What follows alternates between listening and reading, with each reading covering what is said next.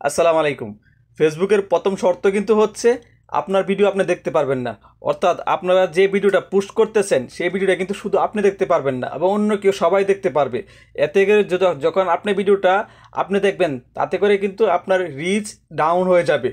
আমরা অনেকে যারা নতুন আছি তারা কিন্তু জানি না, বুঝি না, তাই আমরা মনে করি আমাদের ভিডিওটা যদি আমরা দেখি বারবার তাহলে মনে আমাদের ওয়াচ টাইমটা বেশি হবে, আমাদের রিচটা মনে বেশি হবে, আমাদের ভিউয়ার সংখ্যাটা মনে বেশি হবে।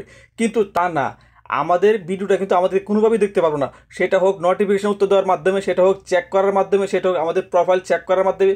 অনেক সময় কিন্তু আমরা দেখি আমাদের ভিডিওটা কয়টা ভিউ হয়েছে, এটা কিন্তু আমরা দেখি, কিন্তু এটা ভুল। কিন্তু আমাদেরকে সেটা অটো প্লেটা বন্ধ করে রাখতে হবে।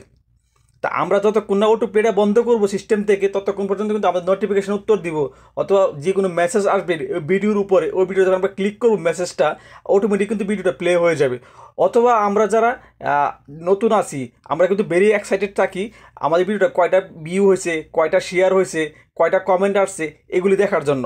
এগুলি যখন আমরা দেখতে যাই তখন কিন্তু সাথে সাথে আমাদের ভিডিওটা কিন্তু অটো প্লে হয়ে যাচ্ছে।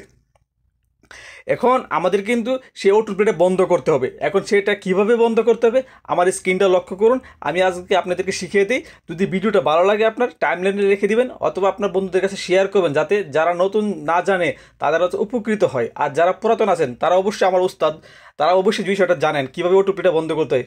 কিন্তু আমার বাইরে অনেকে আছে যারা নতুন, তারা কিন্তু কীভাবে অটো প্লেটা বন্ধ করতে হয় তারা জানে না, যে কারণে তাদের রিচটা ডাউন হয়ে যাচ্ছে। তাদের অনেকটা জানার অধিকার আছে আমাদের কাছ থেকে, যারা আমরা একটু পুরাতন আছি তারা কিন্তু আমাদের কাছ থেকে একটু জানার অধিকার আছে। তাই আপনারা ভিডিওটা একটু প্লিজ শেয়ার করে দিবেন যাতে সবার উপকারে আসে। আমার স্ক্রিনটা লক্ষ্য করুন কীভাবে আমি অটো প্লেটা বন্ধ করি। প্রথমে আপনারা ফেসবুক যেটা আছে ওইটা কিন্তু আপনারা প্লে স্টোর থেকে আপডেট করে নেবেন। আমার যেহেতু আগে থেকে আপডেট করা, আমি আপডেট করে নিলাম। ঠিক আছে, এখন আমার ফেসবুক মেন অ্যাপসটা ওটাতে আমি ক্লিক করলাম। এখন ক্লিক করার পর এখানে আমাকে দেখুন উপরে কর্নারে যে আমার প্রোফাইল মেনুটা আছে, থ্রি ডট মেনু, প্রোফাইল মেনুটা, ওটাতে আমি একটা ক্লিক করলাম। ক্লিক করার পর এখানে দেখুন একটা সেটিং সিস্টেম আছে, এই সেটিংটাতে আমি ক্লিক করলাম।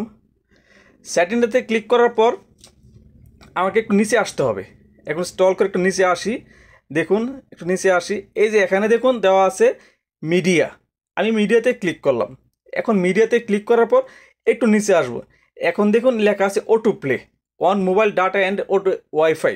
এখন এটাতে যদি আমি ক্লিক করি, আমার যে ভিডিওটা আমি পোস্ট করি এই ভিডিওটা কিন্তু চেক করার সময় কিন্তু ডাটাতে, অর্থাৎ সিম কার্ড নেটওয়ার্কেতে এবং ওয়াইফাইতে দুইটাতে কিন্তু অটোমেটিক প্লে হয়ে যাবে। এখানে দেওয়া আছে অনলি ওয়াইফাই, শুধুমাত্র যারা আপনারা ওয়াইফাই কানেকশন দিয়ে চালান বা সিম আছে বা পাশাপাশি ওয়াইফাই দিয়েও চালান, কিন্তু ওয়াইফাইতেও কিন্তু আপনার এটা অটোমেটিক প্লে হয়ে যাবে, কিন্তু আপনাদের সিমেতে অটো প্লে হবে না। এখন নেভার অটো প্লে ভিডিও এখানে কিন্তু দেওয়া আছে, নেভার অটো প্লে ভিডিও, আপনার কোনোটাতেই কিন্তু অটো প্লে হবে না। এখন এটা যদি আমি ক্লিক করে দিই তাহলেই কিন্তু আমার নেভার অটো প্লে ভিডিও, অর্থাৎ আমি যত নোটিফিকেশন চেক করি অথবা আমি যাই চেক করি কিন্তু আমার ভিডিওটা কিন্তু সরাসরি অটো প্লে হবে না। এখন এটা বন্ধ করার ক্ষেত্রে কিন্তু আমাদের রিচটা কিন্তু ঠিক থাকবে। এখন ফেসবুকের নিয়ম ভিত্তিক আমরা কিন্তু কাজ করতে পারবো। আশা করি আপনারা ভিডিওটা বুঝতে পারছেন। যদি ভিডিওটা ভালো লাগে আপনারা প্লিজ শেয়ার করে দিবেন, যাতে যারা নতুন আছে জিনিসটা বুঝে না তাদের একটু উপকার হবে। সে পর্যন্ত ভালো থাকুন, আল্লাহ হাফেজ। এবং যদি কিছু জানার থাকে আমাকে অবশ্যই কমেন্টে আপনারা জানাবেন, আমি ইনশাল্লাহ উত্তর দেওয়ার চেষ্টা করব।